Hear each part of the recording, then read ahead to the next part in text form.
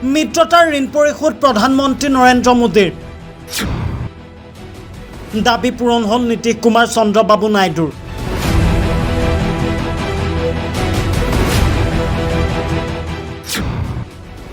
ৰাজনৈতিক ধাৰাবাহিকতা অক্ষুণ্ণ ৰাখিবলৈ 9 সমীকৰণ বিজেপিৰ। ইটোৰ পিছত সিটো বৃহৎ উপহাৰ অন্ধ্ৰপ্ৰদেশ বিহাৰলৈ। স্বপ্নপূৰণ কিংমেকাৰ নীতিশ নাইডুৰ। চলি আছে সদনত গ্ৰীষ্মকালীন বাজেট অধিৱেশন। গ্ৰীষ্মকালীন বাজেট অধিৱেশনত সকলোৰে যেন দৃষ্টি নিবদ্ধ হৈ থকা পৰিলক্ষিত হৈছে।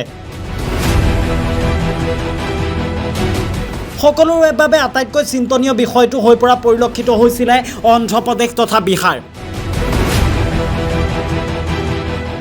কিয়নো 2024 লোকসভা নিৰ্বাচনত ভাল প্ৰদৰ্শন কৰিবলৈ সক্ষম হোৱা নাছিল শাসকীয় দল বিজেপি, যাৰ পৰিপ্ৰেক্ষিততে কিংমেকাৰ চন্দ্ৰবাবু তথা নীতিশ কুমাৰৰ সহযোগিতাত NDA চৰকাৰ গঠন কৰিবলৈ সক্ষম হৈছিল প্ৰধানমন্ত্ৰী নৰেন্দ্ৰ মোদী নেতৃত্বাধীন বিজেপি চৰকাৰ।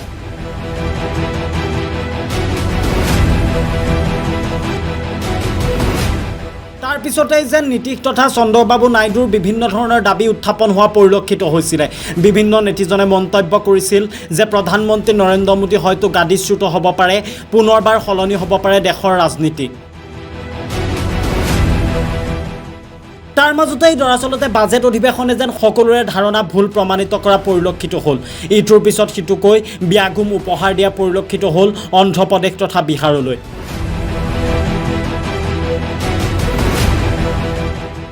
নীতিশ চন্দ্ৰবাবুক মিত্ৰতাৰ মূল্য দিলে মোদী চৰকাৰে।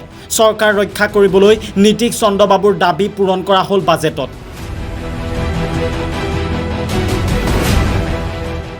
TDP তথা JDUৰ 28 আসনৰ বিনিময়ত প্ৰায় 50,000 কোটিৰ পেকেজ ঘোষণা কৰা হ'ল বিহাৰ তথা অন্ধ্ৰপ্ৰদেশলৈ। বাজেটত হেঁপাহ পলুৱাই অন্ধ্ৰপ্ৰদেশ বিহাৰৰ বাবে উপহাৰ প্ৰদান কৰিলে প্ৰধানমন্ত্ৰী নৰেন্দ্ৰ মোদী নেতৃত্বাধীন NDA চৰকাৰে।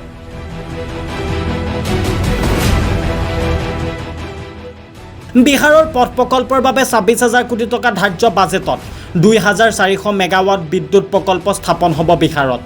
নতুন মেডিকেল কলেজ বিমানবন্দৰ স্থাপন হ'ব বিহাৰত। ক্ৰীড়া আন্তঃগাঁথনিৰ বাবে বিহাৰলৈ বিশেষ পেকেজ।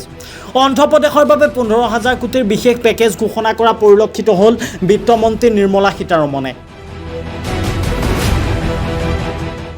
পথ পৰিবহণ শিল্প স্থাপনৰ বাবে সাহায্যৰ কথা উল্লেখ বাজেটত। খোৱাপানী, বিদ্যুৎ, ৰেলৱে উন্নতিৰ বাবে অন্ধ্ৰপ্ৰদেশলৈ বিশেষ পেকেজ। ভাইজাগ চেন্নাই ঔদ্যোগিক কৰিডৰৰ বাবে পুঁজি প্ৰদান কৰা হৈছে। অন্ধ্ৰপ্ৰদেশৰ নতুন ৰাজধানী 7 জিলাৰ বাবেও পুঁজি প্ৰদান কৰা হৈছে। 9কৈ জয় কৰা উৰিষ্যাকো সামৰি লোৱা পৰিলক্ষিত হৈছে বাজেটত। 9কৈ জয় কৰা উৰিষ্যাৰ বাবেও বিশেষ পেকেজ ঘোষণা কৰা হৈছে। মমতাৰ পশ্চিমবংগতো এইবাৰ উন্নয়নৰ গংগা বোৱাব প্ৰধানমন্ত্ৰী নৰেন্দ্ৰ মোদীয়ে।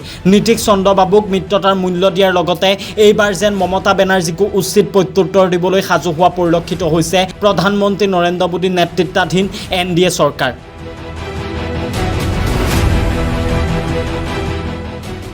এতিয়া প্ৰশ্ন উদয় হয়, নীতিশ কুমাৰ তথা চন্দ্ৰবাবু নাইডু বাৰু সুখী হ'বনে এইখিনি উপহাৰ লাভ কৰাৰ পিছত? নীতিশ কুমাৰ বা চন্দ্ৰবাবু নাইডুৱে পুনৰবাৰ দল বাগৰাৰ নীতিৰে দল বাগৰাৰ মন পোষকতা কৰিব নেকি? সেয়া সময়ত হ'ব লক্ষণীয়।